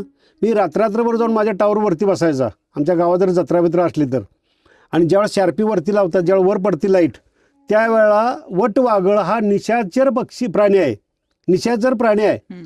आणि वटवाघळं सगळी टाऊनहॉलची आमच्या जंगलातनं वरती रात्रभर ये जा चालू असते. आणि ज्यावेळेस शार्पीचा लाईट वरती पडत होता त्यावेळेस अशी करडून अशी खाली येतील मी बघितले वटवाघळं. म्हणजे आपण मानव काय करायला लागले, आम्हाला आमची किती रेंज आहे हिचीच मर्यादा आम्हाला माहीत नाही. आणि ती मर्यादा ओलांडून आपण त्या निसर्गाच्या आणि पर्यावरणाच्या जवळ जायला लागलोय आणि त्यांना डिस्टर्ब करायला लागलोय. हे काय, आता आपण इथं बसलोय आणि खालचा आवाज वरती, जो काही डीजेचा आवाज आहे किंवा कसलाय तो इथं येतोय, कसा राहील तर बिबट्या? कसा राहणार? मूळ अड्डा तो आहे, मूळ अड्डा तो आहे. आणि आपल्या सेंट्रल गव्हर्नमेंटनं काय केलं बघा, पन्हाळ्याच्या किल्ल्याच्या आसपास तटबंदीपासून किती फूट अंतरावर बांधकाम असावं हा काहीतरी नियम आहे. आणि ही खाली जे आता नॉलेज सिटी निघाली, किती फूट अंतरावर नॉलेज सिटी आहे? याला परमिशन दिलं कोणी? एवढं मोठे वाढलं कसं ते? एवढं आपल्याला माणसाला अधिकार आहे का इतक्या प्राण्यांच्या जवळ जायचं, एवढं त्यांचं घर सगळं उद्ध्वस्त करायचं? तुम्ही का ओरडताय मग आमच्या पिकात बिबट्या यायला लागलाय म्हणून? तुम्ही का ओरडताय आमच्या गावात बिबट्या यायला लागलाय म्हणून? तुम्ही बिबट्याच्या जागेवर जर असा आवाज करीत असशीला असं जायचं कुठं? तर जाणार कुठं तो? राहणार कुठं तो? इतका आवाज त्याला चालत नाही. म्हणजे दरवर्षी आता आपल्याला बघायला मिळणार. आता जसं बिबट्याचं बाहेर येण्याचं किंवा माणसाचा आणि बिबट्याचा सामना व्हायचं हे हाच पिरियड राहिला, म्हणजे डिसेंबर ते जानेवारी किंवा नोव्हेंबर ते जानेवारी. मग ह्याच दरम्यान ते संघर्ष का होतोय? आता निसर्ग नियमाप्रमाणे 70% पाणी पाहिजे आणि 30% जमीन पाहिजे. हम्म. तसंच जमिनीवरती 70% नियमानं 30% तरी कमीत कमी जंगल पाहिजे. हम्म. आहे का जंगल? जंगल राहिलेलं नाही. आणि जे जंगल आहे 30% किंवा जो 28, 27, 28% असं सरकार म्हणतंय, पण 20% सुद्धा जंगल नाही. हे जंगलाचं प्रमाण वाढायला पाहिजे. ते जंगल आमची झाडं पाहिजे, आमची स्वदेशी. हम्म. ज्यावेळेला आपण परदेशी झाड लावतोय ना, तेव्हा परदेशी झाडावरती एक किडा मुंगी त्याच्यावर रोग सुद्धा कुठला पडत नाही. झाडं लावित असताना, जंगल करीत असताना जैवविविधता टिकायला पाहिजे, ह्याच्यासाठी आपण जंगल करायचं असतंय. पण आपण उलटं गणित करायला लावलंय. जी जागा आहे, जी जमीन आहे झाडं लावायची, त्या जमिनीत आपण तिसरीच झाडं लावायला लावलोय कुणीकडे जंगल झाकायसाठी. ते पण डिस्टर्ब व्हायला लागलं. म्हणजे प्राण्यांच्या घरावर आम्ही जायचं हम्म. आणि प्राणी आम्ही आमच्या घरात काय येतो म्हणून आम्ही त्यांच्यावर भांडायचं. ह्यातला प्रकार आपला चालू आहे सगळा. मग हे दरवर्षी होत राहणार असं?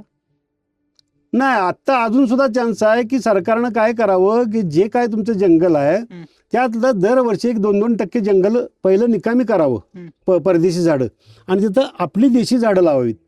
ज्यावेळी तुम्ही देशी झाडं लावायला चालू करताल तर ऑटोमॅटिक माकडं, वांढरं, कोली जे कोण प्राणी असतील ते ऑटोमॅटिक त्या आपल्या देशी झाडातच राहतात. तर राहणार आहे ती. तुमच्या पिकात खाली याचा संबंधच काय येणार नाही. वानरांनी तर हौदच घातलाय असं येते, किंवा ती वन विभागाची टोळी बोलवा आणि ती वानरांची टोळी पळवून लावा किंवा त्यांना पकडून. नाही, तुम्ही वन विभागाकडे गेला असा की वन विभागाचे लोक एक खान म्हणून कोणतरी आहे मिरजेचा, बापल्या 2 जण आहेत वांढरं आणि माकडं पकडणारी. ती तुमच्याकडे 10,000 15,000 घेतात. बर. आणि ती तुमच्या गावात यायचं आणि त्या माकडांना, वांढरांना कणसाची, मक्याची कणसं खायला ठेवायची. ते पकडतात आणि नेऊन सोडतात. आता पोरल्यात पकडलेली माकडं किंवा वांढरं आम्ही बघतोय का कुठे नेऊन सोडतात? ती ज्योतिबाच्या खाली पलीकडे नेऊन सोडणार, ती परत पोरल्यात पोरल्यात देणार. म्हणजे त्यांचा पैसे मिळवायचा धंदा झालाय आणि फॉरेस्ट डिपार्टमेंटचा सुचवायचा धंदा झालाय. हे काम कोणाचं आहे? फॉरेस्ट डिपार्टमेंटचं आहे ना. तसं तुम्हाला काय ऑफर आली काय की बिबट्या आल्यात आमच्या भागात आणि तुम्ही पकडायला येणार किंवा तुम्ही गस्त घालू शकताय का? अहो, फॉरेस्ट डिपार्टमेंट मला सांगित नाही, कारण त्यांची नामुष्की होती ना. मी तिथे गेल्यावर ते कळवत नाही त्या आम्हाला. तुम्हाला किती जण पाहिजेत बिबट्या पकडायला? किती जणांचं? 2-3 बस. होय. आणि न आवाज करता जायचं तिथं. काय करत नाही ते. हे आपण नागाळ पार्कातलं बघितलं आता की जसं झुंडीनं गेलेत लोक. बघा, कुठलाही प्राणी कधी बिथरतो माहिती आहे का? माझ्या पळायची वाट बंद झाली आणि तुम्ही माझ्याकडे यायला लागलाय. आता त्या जिथं नागाळा पार्कात जिथं बिबट्या पकडला ती बारकीशी मोहरी आहे, ती दिसतंय कॅमेऱ्यात सर. तो आत बिबट्या आहे आणि तुम्ही सगळे वनरक्षक दाबात यायला लागलेत बघा, जाळी मोठी हातात घेऊन, आणि धरा धरा धरा पळा पळा पळा पळा तुमचा दंगाची चालू आहे. आता त्या बिबट्याला माहिती आहे की मला पळता येत नाही, मला मागं जाऊन कोणातरी जखमी करायलाच पाहिजे ना, तरच मी सुटणार आहे. ते मागं आलाय बघा, बाहेर आल्यावर ते पोलिसाला ढकललंय का त्याचा, त्या पोलिसाचा गळा फोडता येत नव्हता त्याला. अरे त्याला माहित आहे एखादा मी गळा फोडला की मला तो पण वरनं गोळ्या घालणार आहे, मी मारणार आहे. नाही मारलं त्यानं आणि मारू शकत नाही. पण तुम्ही दंगा न करता जिथे कुठं आसपास तुमच्या परिसरात बिबट्या येतं तर गुपचूप मध्ये सांगा, गुपचूप तुमची एक टीम तयार करा की जिल्ह्यावाईज टीम पाहिजे ती, की बाबा अमुक ठिकाणी बिबट्या बसला. तुम्ही अजिबात बाहेरचा गवगवा. पण काय व्हायला लागलं माहिती आहे का? सोशल मीडियामुळं 2 मिनिटात सगळीकडे पांगतंय. आणि काय लोकांनी हाऊस आहे मला माहित नाही. लोक बघायला येतात, लोक रिंग करतात. रिंग केली, आता तू बिबट्या पाळणार कुठं? अजून माणसानं सुधारावं, अजून निसर्गाच्या जवळ जावं, निसर्गाचं जतन करावं, प्रत्येक जीवाची काळजी घ्यावी. अजून वेळ निघून गेलेला नाही. ही जी पंचमहाभूतं जी आहेत आपल्या निसर्गातली पृथ्वीवरची, ह्या पंचमहाभूतांनी तुम्हाला जपायलाच पाहिजे. त्यांच्या जर काय एकदा मनात आलं तर तुमचं होत्याचं नव्हतं करून सोडतात. बरोबर. पण आपण नको ती काहीतरी धार्मिकता करायला लागलोय, एकमेकाकडे घाण उडवायला लागलोय. हे बघा ना आता कसा आवाज यायला लागलाय. तर हे होते निसर्गमित्र दिनकर चौगले.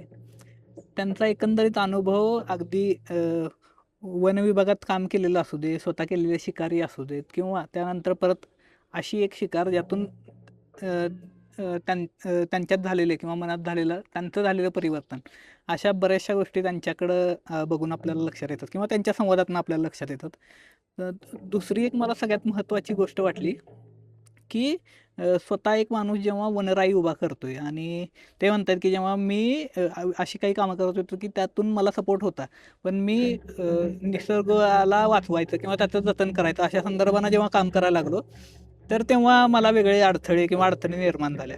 तर त्या अडचणींना तोंड द्यायला तुम्हाला अजून बळ मिळू आणि तुमचं हे काम उत्तरोत्तर वाढत राहू ही शुभेच्छा तुम्हाला. आणि तुम्ही इथं आम्हाला घेऊन आलात आणि ही माहिती आमच्याबरोबर शेअर केली त्याबद्दल धन्यवाद. नमस्कार.